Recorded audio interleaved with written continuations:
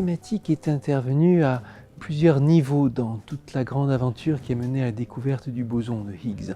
D'abord, la mathématique comme langage naturel des lois de l'univers, et comme on le sait depuis Galilée, passant par les Newton, Maxwell, Einstein et d'autres, toutes les lois de l'univers, toutes ces règles, ce petit nombre finalement de règles qui régit toute la variété de phénomènes que nous connaissons, s'expriment en langage mathématique, quantifié avec des fonctions, avec des concepts abstraits qui finalement reflètent la matière. Ça, c'est le premier aspect. Par exemple, quand on parle de gravité, quand on parle de masse, quand on parle de la force d'attraction, ce sont des équations mathématiques derrière. Et il y a un deuxième rôle joué par la mathématique dans l'aventure de Higgs, c'est le rôle particulier que l'algèbre a fourni dans la classification des particules.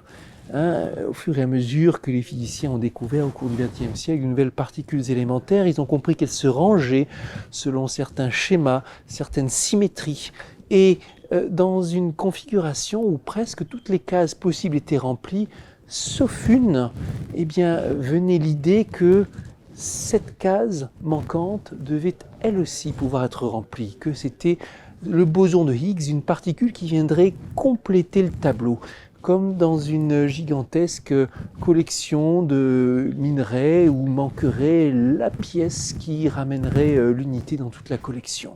Donc ce rôle de la symétrie, ce rôle de l'algèbre pour deviner l'existence de cette fameuse particule de Higgs. Et puis il y a un troisième rôle important qu'a joué la mathématique dans l'affaire, c'est celui de déterminer qu'on avait effectivement trouvé le boson, parce qu'il a fallu analyser pour cela, au plan statistique, des résultats de collisions en quantité innombrable, et puis déterminer si oui ou non ce qu'on avait observé s'éloignait suffisamment de l'ordinaire pour qu'on puisse être sûr, avec une certitude de 99,9999999% ou quelque chose comme ça, qu'on avait effectivement observé indirectement les traces de cette particule mystérieuse.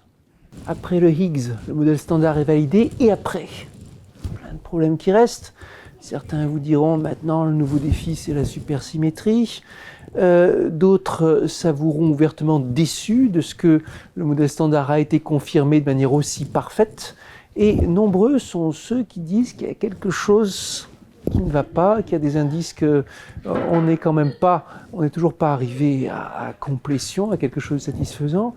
Pour certains, l'analogue contemporain de ce qui en son temps était la catastrophe ultraviolette, c'est-à-dire le petit truc qui ne va pas, c'est le fameux problème de la matière manquante, la matière noire.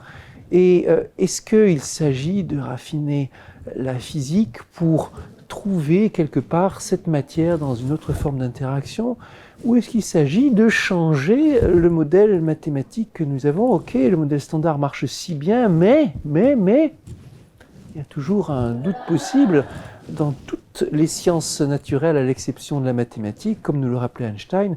Aucune théorie n'est si parfaite qu'elle ne puisse être remise en cause. Et peut-être il s'agit de nouvelles interactions, peut-être qu'on a été trompé par une trop belle symétrie et qu'on ne s'est pas aperçu qu'il y avait une autre solution à notre dilemme. Alors, où est la matière manquante? Peut-être que c'est là la question qui sera le nouveau chamboulement. Et peut-être que ça viendra aussi avec de nouvelles théories mathématiques.